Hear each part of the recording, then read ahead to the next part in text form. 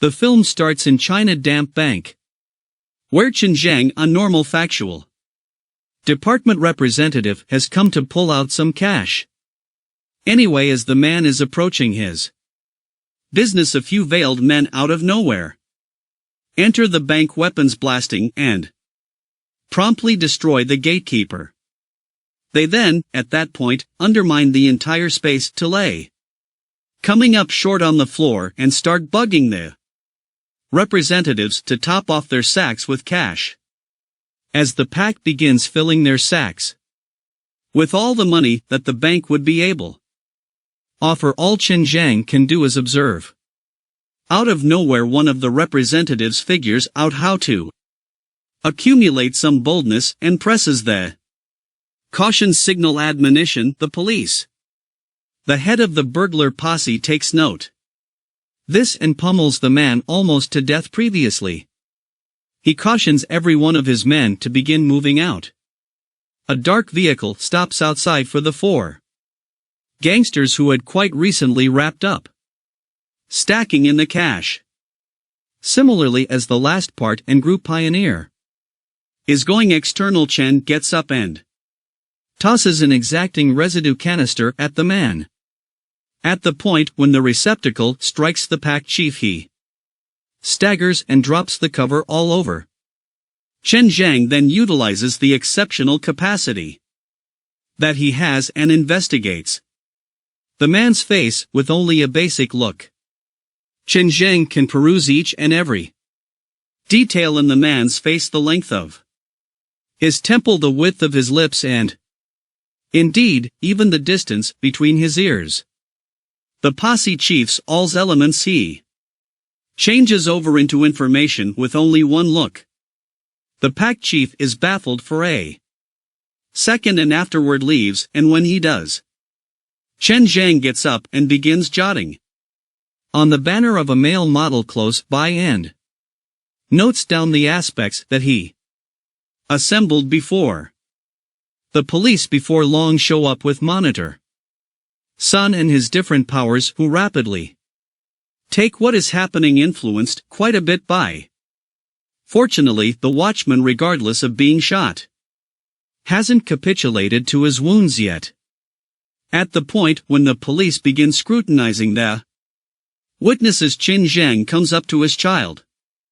Furthermore, lets him know that he had seen the face of the culprit's chief. He additionally rectifies the police who had accepted that there were 4 burglars and lets them know that a 5th one was available. Also, who acquired the vehicle for them to drive away. Fortunate for the police, Chen Zhang, the splendid man, had likewise recalled the permit number, and not just that, he had currently figured out how to sort out that the plate was probably taken from the archiver's dresser, since the numbers were in 3 figures, very much like the ones that are in the documents, as it were. Astonished by the expertise of this irregular man, the assessor advises his men to take him to make a sketch for the suspect, while he arranges the others to find the number plate that Chen Zhang had given them. At the police headquarters, Chen Zhang gives the exact subtleties and information that he had noted down before to the sketch craftsman. As they dash to make the sketch of the guilty parties, Controller Sun then again goes to get the report about the vehicle with the counterfeit number plate and figures out that the vehicle, which was likewise a taken one, had been deserted by the guilty parties. They had utilized the rancher's market to take float and departure. Disappointed Sun gets back to mind the sketch and tracks down that, interestingly, in his profession, the craftsman had been capable to envision the guilty party in the absolute first endeavor. Sun isn't so persuaded subsequent to seeing this, in light of the fact that no individual might ever recall a face with such accuracy on the absolute first time they meet. Chen Zhang attempts to guarantee the controller that he made certain about his capacities, and that the cycle was a notable structure of measurable stunt called information representation. At the point when the controller is as yet not persuaded, Chen gazes at him and tells the sketch craftsman the aspects to Sun's face without waking up. The representation is the very same as Sun, at last causing him to understand that Chen Zheng was the genuine article. Rapidly he sends the guilty party's image for reference in their records, and as it were, following a couple of long periods of examination, the burglars are gotten. The men drove by their group chief Ding Chang are completely gotten and put to prison. The one who had assisted the police with following down and catch such risky looters. In a couple of days Chen Zheng is moreover extremely popular and all around the news. Before long individuals begin considering him the mathematical pro, and everybody starts to chase after him to seek clarification on some things or take signatures. Chen Zheng, who's been a contemplative person all his life and detests having a ton of individuals amassing around him consistently, finds it hard to manage his recently discovered distinction. Individuals were following him all over the place. Also, there appeared to be no limit to it, they indeed even beginning following him to his office. Disappointed, Zhang goes to his chief's office to grumble about why all the correspondents and questioners were permitted to enter the premises of the workplace. However, his supervisor believes it's great that the press was adoring him and giving him a decent standing, as that would help the office too. After every one of the popular overseer of the workplace would make for such a decent societal position of the organization. At this, Zhang is befuddled. When did he turn into the overseer of the workplace? The supervisor opens a cabinet and hands him the advancement authentication right now. Zhang is hesitant to take the proposition yet. The manager guarantees him that he merits the advancement regardless in the event that he's renowned or not. Following a tedious day at the workplace, Chen Zheng goes to the clinic alongside his better half to visit his sibling Chen Mo, who has been recuperating from the leg wounds that he experienced a couple of years prior. Chen Mo sits with his niece as she peruses him a book and watches his sibling and sister by marriage approach his room. The specialists have given Chen Mo the consent to leave the clinic and tell Zhang that it's improbable that Mo can at any point return to similar strength with his legs. Mo is a truly withdrawn man who lives alone in a PC mechanic's shop that he claims. The man has practically zero cash and appears to continuously have a bleak look all over. He is the direct inverse of his more youthful sibling Chen Zhang. The family choose to commend the new year celebration together the following day, as Zhang and his family let Mo be at the shop. The following day at the police headquarters.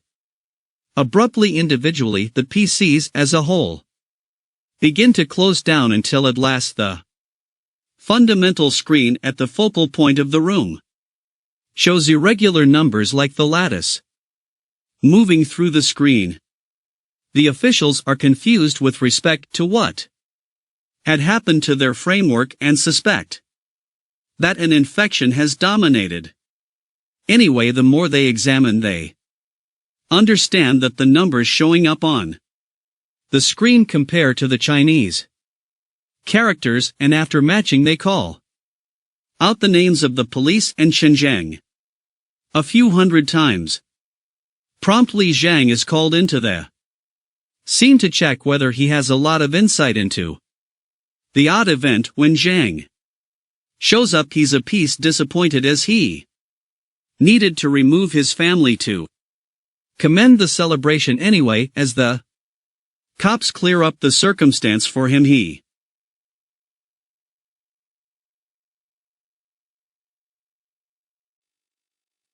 He chooses to concentrate here.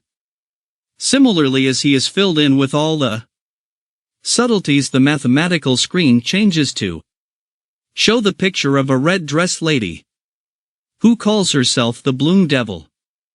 The lady makes sense of that she had hacked into the police network framework and had full command over the surveillance cameras inside and outside the structure. At the point when Sun's men attempt to find her with her IP, she straightforwardly gives the IP to them, provoking them to view as her. The IP ends up being a VPN client's IP. Furthermore, it will require them investment to view as the genuine location of the culprit. This additionally anyway is now seen by the Blossom Evil Presence, who has control of all the CCTV cameras in the room. The police are disappointed and ask what the Bloom Evil Spirit needs and why she was doing all of this. The Evil Presence then goes on a tirade about how certain individuals are blameless and others are not, and how the police had made some terrible choices of late. She asks them to discharge the last offender that they had found. Ding Chang the police laugh at the thought and tell her that there was no way Ding Chang was escaping jail. With such ease, Blossom Devil attempts to caution them that the outcomes would be critical. On the off chance that they don't do as she asks, however, the cops don't notice her admonition by any means, so the Blossom Evil Presence shows her actual reach. She requests that the cop look outside from their office and continues to blow up the 5th floor of the connecting building. Stunned, the police officers hurried to the place. Fortunately, individuals were not really harmed or killed during the blast. Be that as it may, one thing was without a doubt: Blossom Evil Presence was not messed around.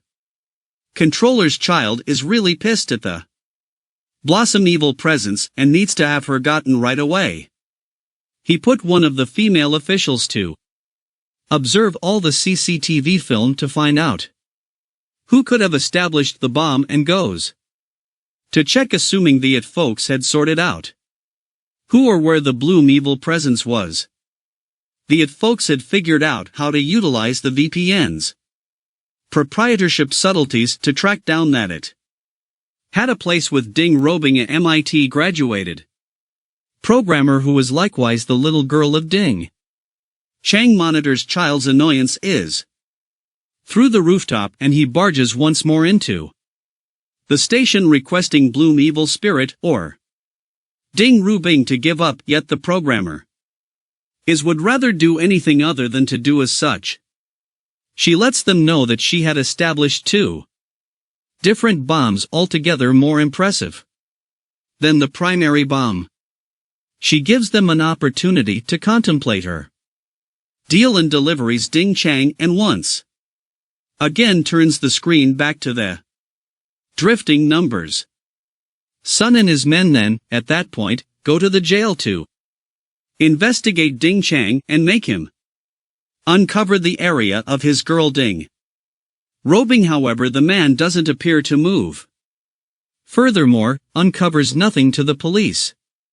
Disappointed, they get once again to the police headquarters, where Blossom Evil Spirit once again shows up. This time she proposes an alternate answer for their concern. She challenges the mathematical master Chen Zhang in the event that he can respond to 2 of her inquiries. Inside, as far as possible, she will uncover the area of the bombs with no other decision left, and the IT folks still maintaining that additional time should break the area of the guilty party. Zhang concurs. For the primary inquiry, Ding Rubing allows him 30 minutes to settle what looks like 4 inquiries.